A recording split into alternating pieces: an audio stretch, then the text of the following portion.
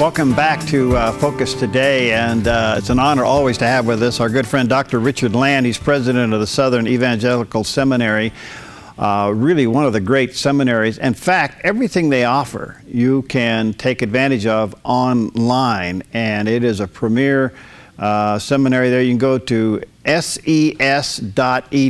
and that's Southern Evangelical Seminary.edu, and check out the courses, and a lot of their conferences that they have are archived there as well, and you can download some of the speakers that they've had at the various conferences. And so we encourage you to check it out, ses.edu. And I guess we're working on the visual part. Do we have the audio? We got the audio. All right, Dr. Land, we'll get you righted here in just a moment. Nice to have you with us today. Well, it's always a delight to be with you. And some people have told me I have a face made for radio. So. Well, I don't know, but there for a moment you were upside down, and I said, hey, wait a minute, he's president of a seminary, and there's no way he can be upside down. Well, I certainly can't stand on my head, that's for sure. Well, nice to have you. We'll get the picture squared away here in just a moment. Hey, well, tell me, what do you think of so far of President-elect Trump's cabinet appointments? Well, I've been pleasantly surprised and pleased so far up until the Secretary of State nomination, and I think that one could be problematic. I'll tell you, I heard Rex Tillerson speak about 5 years ago at a Council on Foreign Relations meeting, and I can understand why Trump picked him. He's a very impressive guy. I mean, he just is. He commanded the room. He took a hostile audience and had it eaten out of his hand by the time he was through. He's obviously a captain of industry and a very gifted guy. But I understand that the Family Research Council has come out against him because he was one of the people who led the fight to have homosexuals in the Boy Scouts. And Exxon is a major contributor to Planned Parenthood. Now, that's really problematic for me. Well, see, this is information that we are now hearing for the first time. So what's the recourse on this? Well, I would suspect that of the people that have been nominated so far, the three that are going to have the toughest time being confirmed by the Senate are going to be James Sessions, the Attorney General pick, and the Attorney General of Oklahoma, who is the Environmental Protection Agency pick, and Mr. Tillerson. For different reasons. Sessions, because they just don't, the Democrats don't like his law and order stance. They don't like his tough immigration stance. They're going to try to use these old canards about him supposedly making racist statements back in the 1980s. People who know Jim Sessions know that he's not a racist, but they're going to use that. And then I think that the EPA guy, I mean, this guy's to the Greenies, to the Al Gore types, this guy's Darth Vader. I mean, he is in charge. He's going to be in charge of the agency that he is now suing on behalf of state attorney generals because of the insane regulations that do so much to cripple any kind of economic activity in the United States that are put in place by the EPA.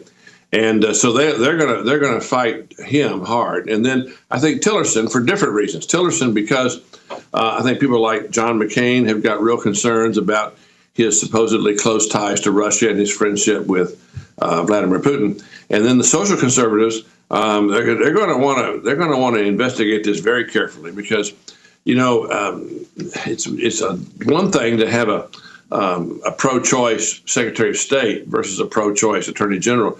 But frankly, why should we have to put up with a pro-choice Secretary of State? Well, this is interesting because there are other groups now showing opposition to him, and yet some say he is a masterful dealer. Well, there's no question. I'm telling you right now, when I heard that he was being interviewed 2 weeks ago, I told my wife, I said, I can't think of anybody that is better designed to impress Donald Trump than Rex Tillerson. I said, this guy, he oozes charisma. And when he walks into the room, he commands the room just by walking into it. Well, is there any light here? I mean, we didn't get Romney. You know, I think the confirmation hearings, it's going to be really important for Tillerson to be as candid and as transparent as possible about where he is on these issues. And then we'll have to decide. I mean, you know, there's not a lot of margin for error in the sense that you've got to get 50 votes in the Senate. And then Mike Pence, as vice president, would break the tie to get 51 votes. The Democrats exercised the nuclear option last year in order to get judicial appointments through. So you went from the threshold of having to have 60 to break a filibuster down to just having to have 51, except for Supreme Court nominees. You still have to have 60 for a Supreme Court nominee. Well, the Republicans have 52 seats in the Senate. And if they lose 2 Republicans, then Mike Pence has to break the tie. And if they lose 3 Republicans, the person is not confirmed unless you get some Democrats to vote for him.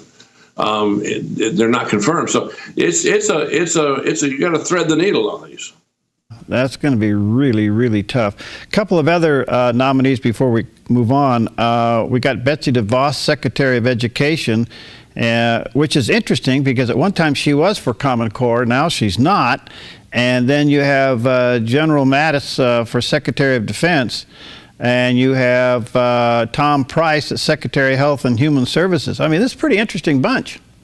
Well, you know, how strange that we're going to have somebody who actually knows something about the medical profession to be in charge of Health and Human Services. What a rare idea. Tom Price is an orthopedic surgeon who went to Congress to try to fix our messed up medical system. And he's already written massive legislation to repeal and replace Obamacare while he was in the Congress. So he's going to hit the ground running and working with his colleagues in the Congress. In the terms of General Mattis, he's evidently one of the most impressive of our 4-star officers that we've had in a generation. They say he's the closest thing there is to Patton. And remember, Trump said, I'm going to find my Patton. I'm going to go get ISIS. Mattis is just a sterling pick.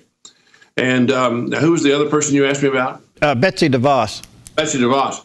Well, Betsy's going to be controversial because she is full-blown for school choice.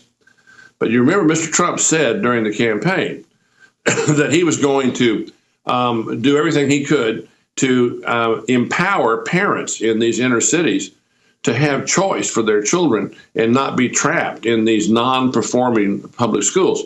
Now, the teachers' unions are going to just have a hissy fit. But I think that Mrs. DeVos will get through fine because the issue of choice in schools, I think it's an idea whose time has come.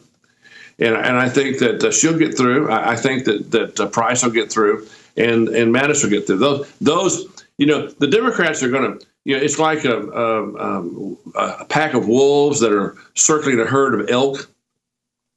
They look for the one that has a limp. They look for the one that might have a weakness, and they single out that one, and they go after that one. Well, they're looking around, okay, whose scalp would be easiest to get? And I think they're smelling blood on Sessions and on Tillerson. Do you find it interesting that Gingrich and Giuliani have removed themselves from consideration, and why? No, I don't. I mean, both of those guys are at a place in life where they're not used to answering to anybody else. You know, they pretty much say what they want to say and do what they want to do. And I think, frankly, Gingrich, that's the best role for him.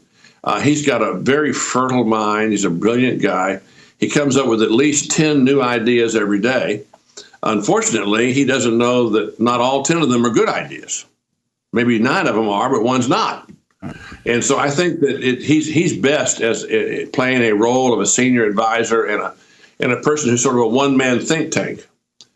In the case of Giuliani, I personally thought he'd be great as the head of Homeland Security or as Attorney General. But he didn't want either one of those jobs. And evidently, Mr. Trump, he said the only job he wanted was Secretary of State. And evidently, Mr. Trump had some reservations about that. So, you know, but I think it largely goes back to personality. I think they've reached that stage in life where they really aren't interested in answering to anybody else on a daily basis. One other quick question before I take a break, Dr. Land. There are still a lot from the faith community that are never Trumpers. What do you think it's ahead for them? Not a lot, evidently. I mean, you know, one of the busts of this election was the Never Trump movement. 81% of white evangelicals voted for Donald Trump. That doesn't leave a lot of room for a heavy following for the Never Trump folks. The Never Trump folks give me every indication of being leaders without followers. And by the way, 26% of all the votes that were cast by white evangelicals. So they turned out, they voted overwhelmingly for Trump. And did it make a difference? If you take out that 26% of the vote, the white evangelicals, Hillary would have won 59-35. Yeah.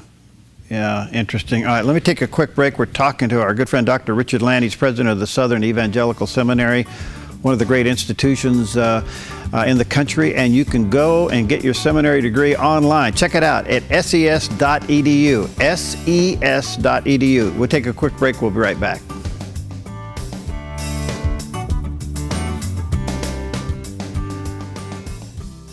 I'm Paulina Leiser, producer of Focus Today. Thank you for watching this video, and make sure to check our other videos at theDove.us.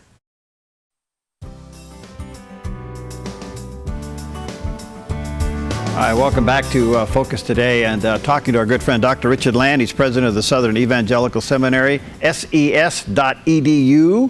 And if you want to check out their online classes, believe me, you're in for a real treat. Check it out, ses.edu.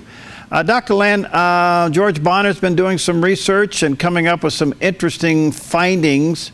Let's talk about the SageCon survey and then the one also from the American Culture and Faith Institute. What did you discover from those surveys? Well, the people that were the most strongly observant evangelicals were the ones who were the least supportive of Mr. Trump. And that doesn't surprise me. Of the 81% of self-identified white evangelicals who voted for Mr. Trump, I'd say probably at least 2 out of 3, maybe 75%, didn't see themselves as voting for Mr. Trump as much as they saw themselves as voting against Mrs. Clinton. And most of them, he was not their first choice in the Republican primary. He was not their second choice. He was not their third choice, their fourth choice, or their fifth choice. In my case, he was my last choice. Of all the people that were running the Republican primary, he was my last choice. But once he was the nominee, and once he was running against Hillary Clinton, for me, the choice became clear. And it's interesting that 81% of white evangelicals who voted for Mr. Trump, it was at 75%, according to the polls, until the third debate. And in the third debate, Mrs. Clinton made it crystal clear, Waterford crystal clear, that she'd never encountered an abortion that she couldn't accept or live with. And Mr. Trump made it clear that he was opposed to abortion of babies that were viable outside the womb. After that debate, the number went from 75% of white evangelicals to 81% of white evangelicals who were going to vote for Mr. Trump. So I think that you have to interpret the overwhelming support of white evangelicals for Mr. Trump. You have to give the credit to Mrs. Clinton. I've said all along that Mrs. Clinton's ability to unite evangelicals against her was rather extraordinary. That's a fascinating look at that. Do you think now, Dr. Land, coming through 8 years of President Obama, so we went through a John McCain, well, we went through a Romney and others. We didn't vote for him because he was Mormon and all of those issues. Now the evangelical community has saw through what a person's belief system is and went to issues. Isn't that a major transformation in our own thinking? It is. It is. Now, I voted for Romney. You know, as a Baptist, I have problems with Mormons, obviously. But I voted for him against Mr. Obama because I think Mr. Obama, when everything's done and said and everything has settled and people can look back with perspective, they will see that he is among the most catastrophic presidents that the United States has ever survived. Right. All right. So we move forward from here, and now we got another potential conflict with Secretary of State nominee Tillerson heading up a company that's a major contributor to Planned Parenthood, of which President-elect Trump wants to defund. What's going to come of this? Well, you know, we'll have to wait and see. I mean, you know, in the confirmation hearings, I'm sure that Mr. Tillerson will be asked about this. You know, but look, when evangelicals voted for Donald Trump, they certainly were not giving him a blank check. I believe that, you know, I believe in Ronald Reagan's old saying, we ought to trust but verify. We're going to examine everything he does, and when we like what he does, I think we ought to support him. And when we don't, we ought to tell him, and we ought to not support him. Where do you think the immigration issue is going? We're just not hearing a lot about it yet. Yeah. And perhaps the Secretary of State nominee will spark that conversation again. But we're just not hearing a lot about it at the moment. Where do you think it is? Well, I actually think, I don't think that the Secretary of State is going to have much to do with it. I think it's going to be the Attorney General and the Director of Homeland Security who are going to be the two people who are going to be the most involved with the immigration issue. I think that the president-elect, when he becomes president, is going to deal very sternly with sanctuary cities. As a question of law and order. You cannot have cities deciding that they're going to not enforce federal law. That question was settled by the Civil War. I mean, who do these people think they are? George Wallace? They don't have the ability to do this legally. And the fact that Obama has let them get away with it is just one more demonstration of Mr. Obama giving a good imitation of an invertebrate, someone who has no backbone. I think that you're going to see security. I think you're going to see the equivalent of a wall constructed on the southern border. I think you're going to see the president confront and withdraw federal funding from these sanctuary cities, without which they can't survive fiscally. And he's going to find the people who are criminals and who have broken the law, and he's going to deport them forthwith. And once he's done that, once we've secured the border, once we've made it clear that we're going to enforce the immigration laws, then I think he may work toward a compromise on the Dreamers, for instance, the children who were brought here illegally by their parents. I mean, you know, if a child's a child, they don't have any choice about when their parents bring them. So they're not morally culpable. Many of them have never known any country but the United States. Many of them they want to stay here. They want to be productive citizens. I think that you may find that there's a compromise. I frankly think that there's a good deal of room for compromise on the immigration issue once we have secured the border and we've made it clear that we're not going to tolerate an additional flood of people coming in illegally. There's room for a compromise as long as one side doesn't insist on citizenship. I think if the Democrats say they will accept nothing less than eventual citizenship for all of those who have come here illegally and are undocumented, then the compromise falls apart.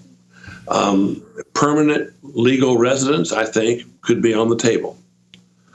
at some point down the road, 10, 15 years probation. And then they become permanent legal residents if they agree to pay a fine and they agree to learn to read, write, and speak English and pass a test that they've done so. But if the Democrats insist that there can be no deal without eventual citizenship, then I think the deal breaks apart, because I don't think that there is enough consensus among Americans that they want people to ultimately be rewarded for having come here illegally and flouted our by becoming citizens of the United States. Fascinating. Well said. A couple questions in 2 minutes. Number one is, where do you see the position of the church now after the election? Do you think we'll go back to sleep, or do you think we're engaged? Well, I certainly hope we don't. My own belief is that God, in His extraordinary grace and love and providence, gave us as a nation a temporary reprieve from greater judgment in the form of Mrs. Clinton for our manifest sins, not perhaps the greatest of which is allowing nearly 60 million babies to be killed before they were born. And I hope and pray that Christians in this country are going to see. Sorry about that. We've been having some problems with this Skype all day long, and I apologize for that. I think you got the essence there. Let me just encourage you that the Southern Evangelical Seminary is one of the great institutions. You can go to ses.edu. Oh, we got you back for 30 seconds, Dr. Yeah. Sorry about that. Tell us about. Right. Look, here's the deal. All right. In Ephesians, Paul says, "Redeem the time, because the days are evil." The word "time" there is a word for propitious moments. We're in a propitious moment. We need to seize upon it, pounce upon it, and redeem it for good. We need to work toward revival, toward awakening, and turning this country back to the God of our fathers, who happens to be the one true God. Well said. And ses.edu, all courses online? Check it out, ses.edu. It's a great seminary. And while you're there at the website, also check out a lot of the speakers that they've had at their conferences. A lot of that information can be downloaded, and you can get some of the great speakers across the country, apologetic speakers that are out there. ses.edu. We'll see you next time on Focus Today. Thank you, Dr. Land. Merry Christmas, buddy. God bless. You too.